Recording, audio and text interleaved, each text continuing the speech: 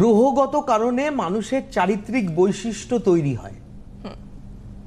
মাঙ্গলিক যোগের মানুষেরা তারা নিজে যেটা মনে করেন ঠিক, আর পৃথিবীর সবাই বেঠিক।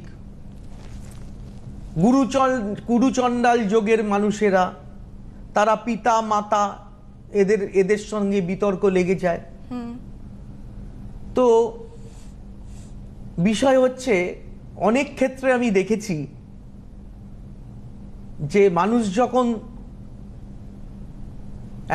একাকী বসে থাকে, পিতা মাতাকে মনে করে, অনেক কথাই মনে করে যে যেই সময়ে বাবা এই কথাটি বলেছিলেন, ধ্রুব সত্য কথা, কিন্তু বাবার মনে আমি কত ব্যথা দিয়েছি। আজকে আমার পিতা তিনি ইহ জগতে নেই, তার কাছে যে ক্ষমা চাইব সেই জায়গাটুকু নেই। কারণ অনেকে বলেন আত্মা আছেন, শুনতে পায়, দেখতে পায়, কিন্তু শাস্ত্রে আত্মা সম্পর্কে শাস্ত্র বলেছেন, শাস্ত্র নিজেই সংশয়ে আছেন আত্মার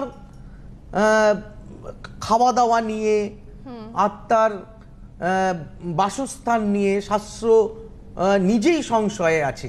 শাস্ত্র বলেছে শ্মশান অলৌহ দগ্ধৌষি পরিত্যক্তৌষি বান্ধবই ইদং নিরং ইদং ক্ষীরং অত্র স্নাহি ইদং পিব আকাশস্য নিরালম্ভ বায়ুভূত নিরাশ্রয় অত্র স্নাতা ইদং পিত্তা স্নাতা পিত্তা সুখী ভব। কারণ মানুষ মৃত্যুর পরে শ্মশানে দগ্ধ হয়ে যায় এবং আত্মা সূক্ষ্ম থেকে সূক্ষ্মতর হয়ে যায়। তাকে আমি কি করে যে দুধ আর ঘি খাওয়াবো শ্রাদ্ধে, আমি নিজেই জানি না। তুমি যেভাবে নিয়ে সন্তুষ্ট হতে পারো সন্তুষ্ট হও। এখানে শাস্ত্রের কথা। তো তুমি ব্রাহ্মণকে ছাতা দাও, ব্রাহ্মণকে গরু দাও, যাই দাও, আমি একটা কথা শুধু বলে রাখবো যে পিতা মাতা যাদের তুমি ভালোবাসো, তারা জীবিত থাকতে তাদের শ্রদ্ধা ভক্তি সম্মান করো। এমন কিছু কথা বলো না যে কথায় কারোর মনের ভিতরে আঘাত লাগে। একদম কাউকে আঘাত দিয়ে কথা বলা একদমই উচিত নয়। কারণ মানুষকে উন্নত থেকে উন্নততর হতে গেলে কথার ভূমিকা কিন্তু মানে একদম প্রয়োজনীয় আছে। এটা কখনো অস্বীকার করা যায় না। যত সুন্দর কথা তুমি বলতে পারবে, মানুষ তত তোমার প্রতি আকৃষ্ট হবে। তুমি মানুষকে দিয়ে তোমার সঙ্গে নিতে পারবে, তাদের দিয়ে তুমি তোমার মানে কিছু কাজ করিয়ে নিতে পারবে। কিন্তু তোমার ব্যবহার যদি রূঢ় হয়, তাহলে তুমি জীবনে সেই রকম জায়গায় পৌঁছতে পারবে না, একটা জায়গা অবধি পৌঁছতে পারবে।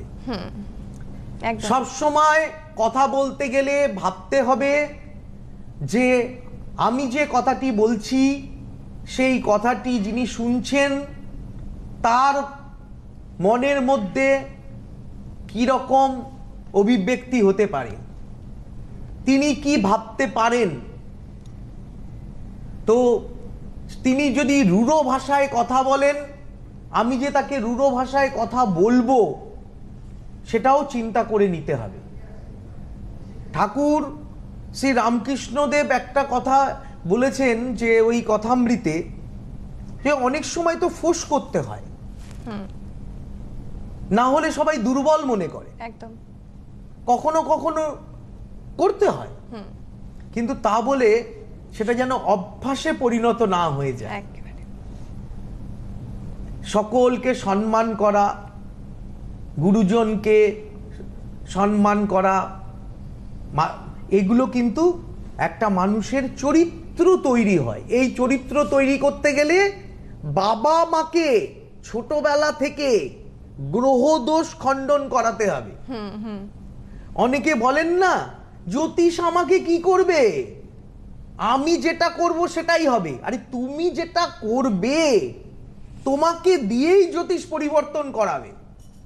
একদম তোমার পঞ্চ ইন্দ্রিয়, 5 সেন্সেস, সেটাকে কন্ট্রোল করাবে কিন্তু জ্যোতিষ, এই সাবজেক্ট তোমাকে দিয়েই করাবে।